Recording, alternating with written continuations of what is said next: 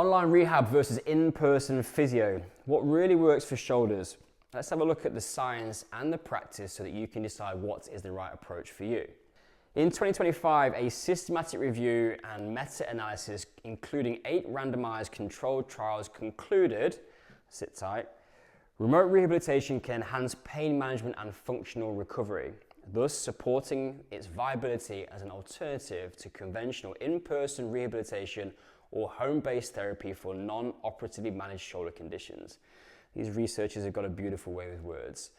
What that basically means is that when you combine 8 of the better scientific studies on tele-rehab for shoulders to look at the big picture, the results show that remote rehab can actually improve pain and function. So it gets a positive tick. Is that therefore then case closed and all rehab should go online and you don't ever need to go and see anybody in person again? Not so fast. We need to dig a little bit deeper to see if a remote rehab approach might be appropriate for you. If you enjoyed this video and we add a little bit of additional value to your life, please like it and subscribe to the channel. So let's get into it. Remote rehab then in the literature is referred to as tele-rehabilitation, and that being the use of digital technology, usually in the form of video calls, apps or online platforms which allow people to perform exercises, receive guidance and get progress feedback without being in a clinic. One consistent finding from the literature is that for non-operative shoulder conditions, doing something is better than doing nothing, which still blows my mind. It sounds pretty obvious, right? But you'd be surprised how many people do nothing and expect their shoulder to get better. Tele-rehab on another front has also been shown to be effective compared to unsupervised home exercise. Now this is a hot topic. That is when people take the 3 exercises that they get from the physio, they go home and they are expected to do them by themselves under their own motivation. And it's a hot topic because we hit a snag. The percentage of people that don't do those exercises is 70%. That is 7 out of 10 people not doing the thing that they paid a person to tell them to do in order to get better.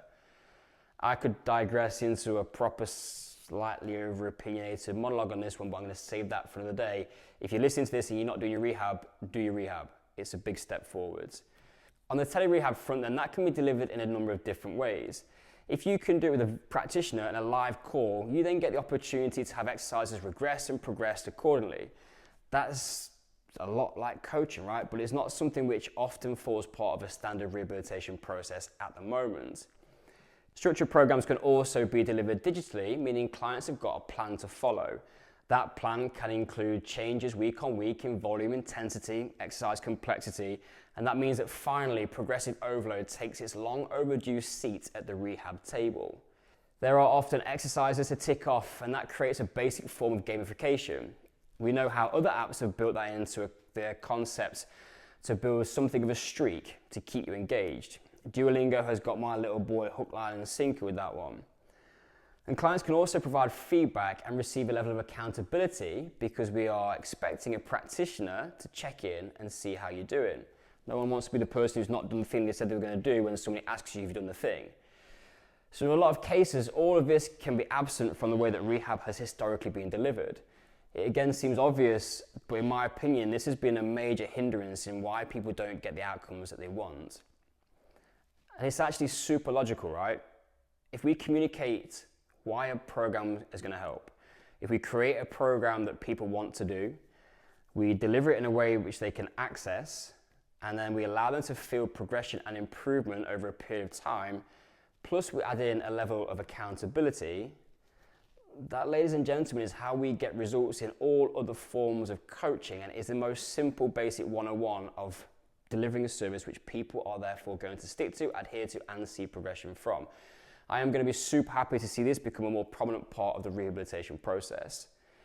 So is tele-rehabilitation right for everybody? Well, no, it's not. And here are some reasons why rehab online might not be appropriate. An accurate assessment and diagnosis is step 1 to setting you off on the right rehab pathway. As part of that process, we need to screen for a number of medical red flags that might mean a referral to a different healthcare or medical department needs to be made. While some assessments can be done remotely, others need to be done and are better done in person. For example, any condition or issue presenting with neurological symptoms. We do not want to mess about with this stuff, so we will always suggest an in-person assessment by a physiotherapist in these situations. There are also times when in-person manual rehabilitation techniques might be the most appropriate strategy, a little bit of hands-on work. Now, you don't need manual therapy to resolve a lot of shoulder problems, and we hardly use it at all, but there is a place for getting hands on a body, mobilizing and facilitating to improve movement quality. Now, this is also an important point to make, is that we need to consider the psychosocial benefits of human-to-human connection. Practitioners will always beat digital interfaces when it comes to understanding, communicating and planning for the impact of factors such as emotional distress, stress, work, lack of sleep, and the general pressure of parenting and adulting, if that's relevant to you. These things can have huge implications on the success of a rehab program. And then we should finally just acknowledge that some people are just not that tech literate, and it's not their preference to work that way. It's maybe a potential barrier to tele-rehab, but that doesn't give us an excuse not to try and include all the good stuff that I've just spoken about and how we can package that into the rehab ecosystem regardless. So is a digital remote approach going to replace in-person rehabilitation? No, it's not going to. And this shouldn't be a black or white conversation. Yes, tele-rehab has shown some promise, however the research is clear that it still needs further investigation. Although if you take a non-academic view, researchers always say stuff like that because they are scared of making commitment. But one thing that I am sold on, however, is that remote rehab has the power to enhance the process dramatically. We do loads of work remotely across the world, and we have resolved a lot of shoulder problems having never been in the same room as the client. There is no doubt that it is a great solution for the right person. Integration is therefore going to be the answer. We still need appropriate initial screening and diagnosis. I have no doubt that in time AI is going to play a more significant role in this, but right now I'm still in favor of a human making those decisions and clearing anything which may be more sinister. For our remote coach rehab programs, to give you an insight as to how we work, we have an initial screening questionnaire and then a live Zoom consultation call. This gives us the opportunity to make sure that, most importantly, that we're the right fit for the client. And we also have an opportunity there to redirect them to somebody else for a face-to-face session if that is going to be the most appropriate and the best thing for that person. If we get the green lights, we have got two options. Either we do the whole thing remotely, or we run a hybrid approach where we get a face-to-face assessment but then deliver the support via an elegant online system which allows weekly communication, program progression and accountability. So let me give you the summary. Clinician or practitioner-led tele-rehab is a legitimate option for certain kinds of shoulder injuries or issues. Tele-rehab should include a human at key points in the process. And if your remote rehab plan looks like a ropey one-page PDF and there are no follow-ups, your chances of success drop. Supervision and progression matter.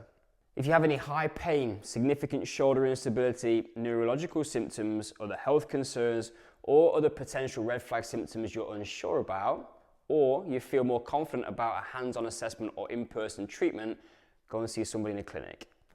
Yes, online rehab can work, but choose a program with real clinician or practitioner contact, measurable progression, and clear goals. If you want to get started today, you can take our free online shoulder assessment and in less than 2 minutes, find out what your next best step is.